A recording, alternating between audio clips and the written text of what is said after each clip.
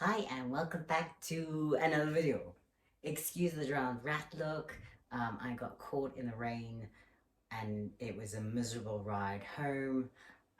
Literally, like I ended up having to pull over because it was flooding on the side of the roads. Because you know, it never rains in the UK. I think that's probably the thing that I detest the most about the UK is the rain and the cold, and it just never stops. It's always rain, always cold. I think that's, coming from South Africa where the climate's like averaging 20, 25, and it gets cold for like 2 days a year, and then winter's like 10 to 15 degrees, and even then it's kind of like, on the warmer side, depending on when you come from in South Africa. So I came from Gauteng, Johannesburg, Johannesburg. So UK weather is a lot more miserable. Like when you see the sun, it's like I think we haven't seen the sun for like a week or maybe 2 weeks, and then it comes out for like half an hour and it's gone again. So anyway, so I got caught in the rain on the way back, and I hadn't brought my raincoat, which is stupid because you would have thought I would be prepared by now because it's always freaking raining. Anyway, so training was really, really successful today again. Um, but I wanted to show you a few other things. So today was end of month, beginning of the month. Well, beginning of the month, so big shop.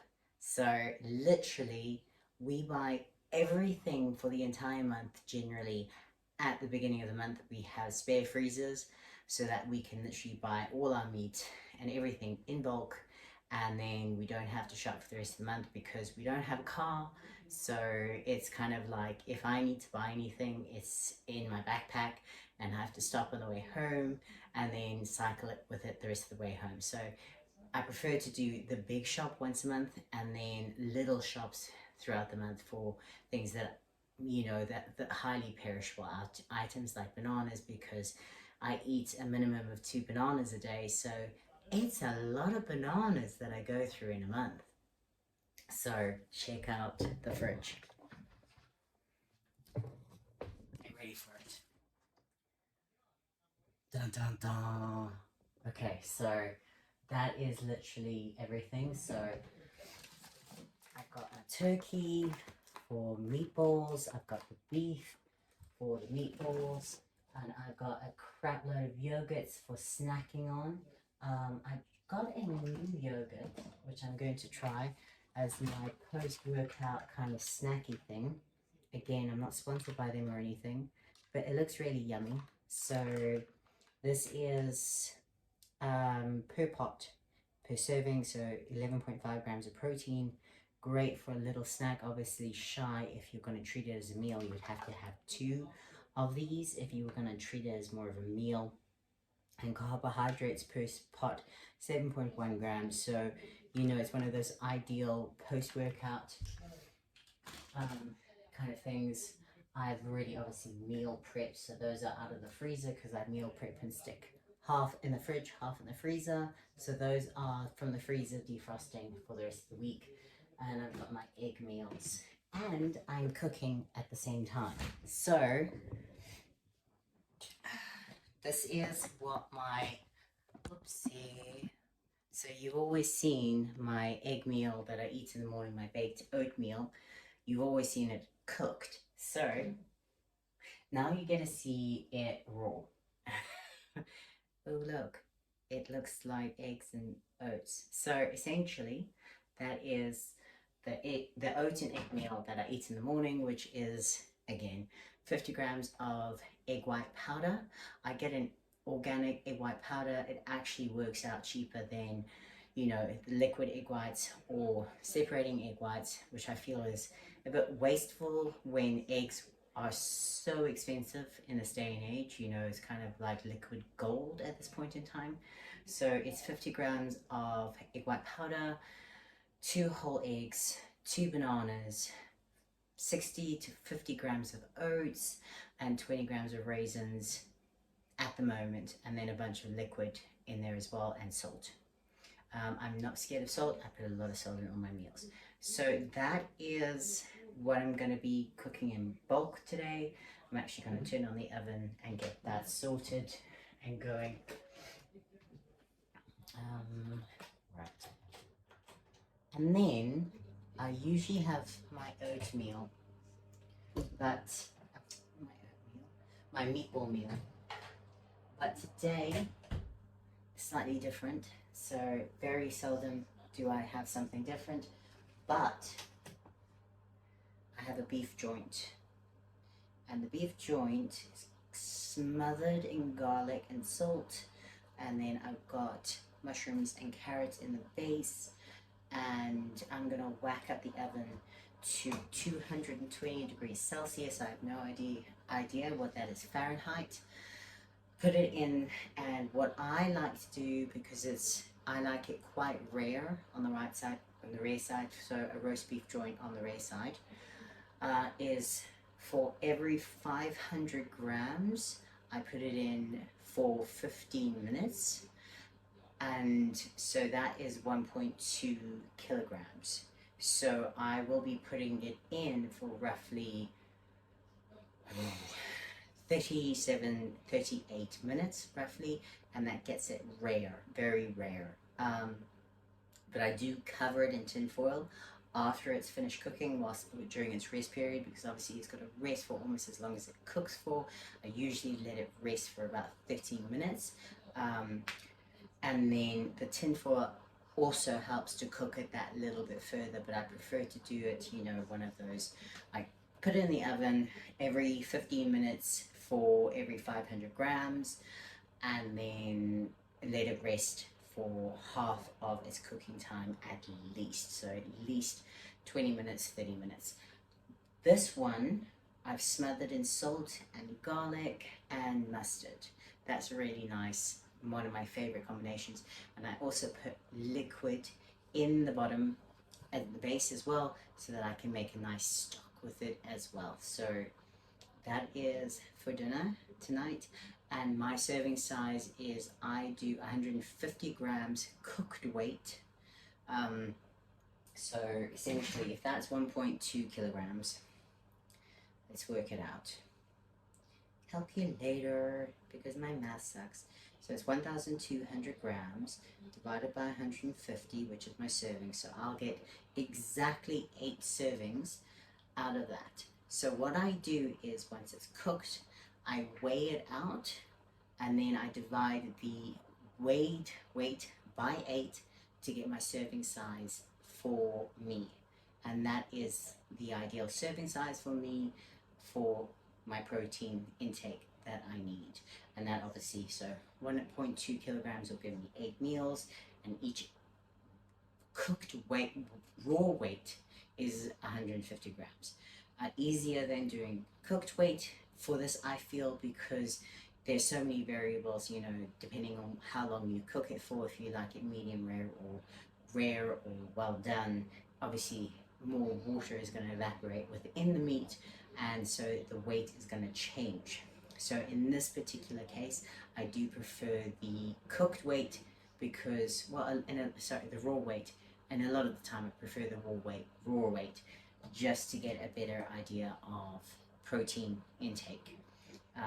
Yes. So, and one thing I forgot is, so the first 20 minutes, I whack up the temperature to 220 degrees Celsius, and then I reduce it to 180 degrees Celsius, or 200. I usually do 200, to be fair. So 200 degrees Celsius for the remaining time. So at a 1.2 kilograms, that will need, as I said, 37 to 38 minutes. First 20 minutes at 220, and the remaining time at 200. Take it out the oven, cover it in tin foil, and then serve it in about 45 minutes. So that is for dinner, and it gives you an idea of some variety that you can do. Nice roast, and it's so classical, so easy. Literally, one of those, whack it in the oven, one hot kind of meals. It's in a pan, in the oven, you know, and the joint, roast beef joint, is so lean, there's barely any fat on it. So it's a lean, high protein meal, easily done with minimal effort. So no excuses. You can meal prep that, and that will literally last you 8 meals. If you're a guy, I would suggest doing on about 200 grams of raw weight. So if we had 200 grams, oh, well, that's simple. It's 1.2 kilograms divided by 200, so that's going to be 6. So that is 6 meals if you're a guy, 8 meals if you're a female. I wouldn't go too much lighter than that. I mean, maximum, if you're really, really petite and you don't have a lot of muscle mass and you've already gotten in quite a bit of protein, I would say 120 grams raw weight, but rather go with 150, because one thing that most people do most of the time is they neglect their protein, especially women. So bump it to 150 and just make sure you get in enough protein. So that is my tip of the day. Make sure you get in enough protein, you know, quick and easy meal prep ideas. I've filled the base with carrots and mushrooms and oregano, so that is going to be my vegetables to go with the roast beef, and quick and easy, one pan meal right there, done and dusted. No additional fats, no additional calories added in. I just use the liquid to create a stock, a nice sauce for the beef, and that's it. So that is cooking for the day and meal prep for the week. Done and dusted. My eggs are in the oven, my oats are in the oven, and the roast beef joint, which is going to be 8 meals, is going to be in the oven once it's preheated. So, on to training. Today is day 2 of my strength cycle. And today was back and chest in an unconventional sense. So, for chest, well, maybe unconventional, but more of a powerlifting kind of back and chest. So for chest, I did bench press, and it was one of those, I underestimated myself and actually got very frustrated as a result, because I warm up really quickly. I'll put up my working weights. I literally went with the bar, 60 kilograms, 85 kilograms, and then 92.5. 92.5 kilograms was my first working set, in theory. So I did 92.5, 4 sets. And as you know, it's 5 sets of 5 reps. So I did 4 sets of 92.5 for 5 reps. Because the first set felt a bit heavy. And I was like, okay, I don't want to push it, obviously. I'm going to be just like moderately paced, make sure that I get all 5 sets. But the 4th set felt so good. It felt so smooth. I was like, okay, I'm just going to bump it to 95 for my 5th set of my 5 working sets. And 95 kilograms felt really, really, really good. Like, it grinded out there, you know, it was just like smooth like silk. At no point did I feel like it was really, really sticky. So then I was like, fuck, no, I can't end there. Like, I can't do 5 sets of 5 working sets on 92.5 when 95 was so freaking effortless. Well, not effortless, but you know, it felt solid. So I did another set on 95, and I was like, you know what, I can't. So I did 3 sets on 95, having done 4 sets on 92.5. I still wasn't happy. I was like, you know what, I can go up again. Like, and I don't recommend this. Like, this is why knowing your 1 rep max and sticking to your numbers is really important. But like, I just felt like it was such a good day. The lifts felt good. I was really engaging my lats. My legs were nicely engaged. Everything felt tight. So I was like, okay, I'm just going to do 1 more set. And I don't recommend this. You're supposed to only do 5 sets with 5 working weights. But it just it was just one of those solid bench days. So I did 97.5 kilograms for 5 reps. You can see I have a spotter for this one because I wasn't confident about if I would be able to get all 5 reps out. The first rep was a grind. But it showed me that I probably should have done all my sets between 95 and 96, but I've got those numbers down so that next time I do my 5x5, I'll probably make sure I'm doing a minimum of 96 kilograms with the goal being 97.5 for 5 sets. So that was bench. Then I moved up onto pull-ups, and today pull-ups were overhand. The goal had been 30 kilograms for 5 sets of 5 reps, and they felt really, really good. And I watched the one video and the guy was talking about the pull-ups, and I've always made sure that all 5 reps the chin is completely above the bar. You know, because if I post it on social media, the last thing I want is people saying no rep, and that fucking annoys me. So I always make sure I'm getting all 5 clean reps. But the guy said on your last rep, it's actually beneficial to almost feel it and like not get a completely clean chin over the bar. So I did the 5 reps on 30 kilograms, and I was like, I can probably do a little bit more and reach that complete level of fatigue and failure on the fifth rep if I bump it. So I did 31.25 kilograms rather than 30 kilograms. And I felt like in the large majority of the reps, I was getting my chin above the bar. And the 5th rep, I made sure to really like squeeze as much as I possibly could, get the chin as high as I possibly could, and control the negative as well. So that was my goal. I ended up doing my first working set, I treated as the 30, and then I did the other 4 working sets on 31.25.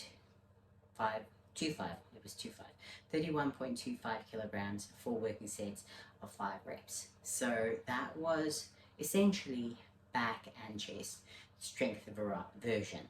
And then I did the Cali that I didn't manage to do yesterday. So the first thing that I did was I I'm not re-attempted because I haven't attempted it before. I attempted the 1-arm pull-up without any assistance from the elastic band. And I watched the one tutorial where the guy said it's best to be completely under the bar at a 45-degree angle, and then you pull. So if you're holding with this hand, your chest is 45 degrees and you pull and rotate as you go. So that's what I tried, and like I must say, it's so much harder with the elastic band, like inconceivably harder with the elastic band. The elastic band, even when you're just holding and helping and getting that little bit of resistance from the band, it's become so much easier, whereas just me pulling, it's so hard. I mean, I was really, really, really, really, really, really happy with my first attempts. Don't get me wrong. Like, I was like, you know, fuck, like I got a lot higher than I anticipated. They felt good, they felt smooth, but I was like, you know, like, wow, it's gonna be one of these beasts that I need to overcome, and I'm totally fine with that. I'm excited and I'm motivated, but that was my first attempts completely going without the elastic band, and I was really, really happy with those attempts. So I did 3 sets of 3 reps each arm.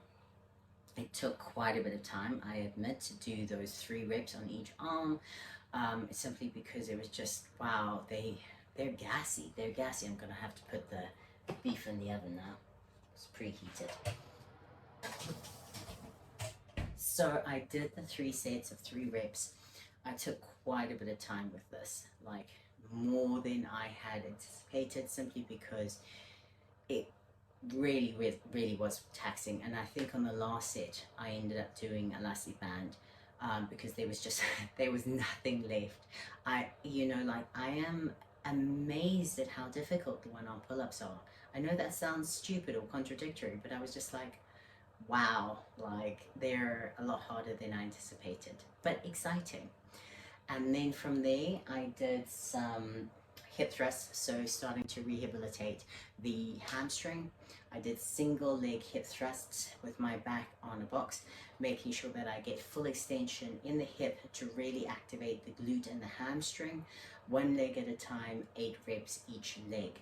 And I superseded that with a straddle handstand moving into a planche position. So trying to get my shoulders over my hands as much as I could while still stabilizing and not falling on my face. So I did one of those for as long as I possibly could, and I superseded the two. So at least I was allowing my glutes and my hamstrings to rest whilst I did the straddle, and obviously allowing my shoulder and my core to rest a bit whilst I did the hip thrusts. So I did 3 sets of those, supersetting them together.